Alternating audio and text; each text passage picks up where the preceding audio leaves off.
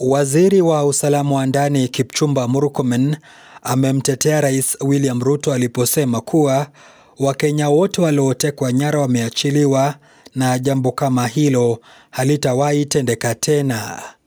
I think many people misunderstood the president, and I've seen that it's been taken out of context when he said that we have stopped abductions and that people have been returned to their homes.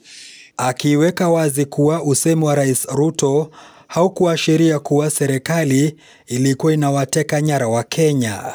Waziri Murkomen akiongeza kuwa uchunguzi unaendelea kuhusu visa vile vya utekaji nyara na walohusika wataubeba msalaba wao wenyewe.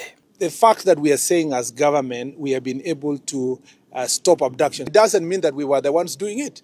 The same way the president spoke about we have been able to stop actions of abductions is the same way we are saying we have stopped the drug trafficking.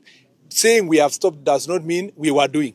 Kando na hayo, Waziri Murkomen amedokeza kuwa wamewakamata washukiwa 300 katika operesheni ya Ondoa Jangili katika kaunti ya Marsabit na Isiolo, na ambao wanaaminika kuwa wanahusishwa na kikundi cha Oromo Liberation Front, akibaini kuwa washukiwa wale wamekuwa wakishirikiana katika uzaji wa silaha haramu na dawa za kulevya katika eneo hilo. A number of these cases have led to arrest of many suspects, some of whom have been already convicted, and others their cases are ongoing.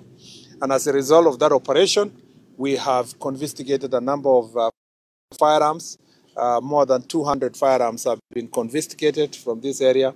More than 300 suspects have been arrested in the operation Ondoa Jangili, which has really helped to bring order and stop the proliferation of small arms here, question of ammunition that were being supplied through this route, and also the question of drugs that are being trafficked along this route.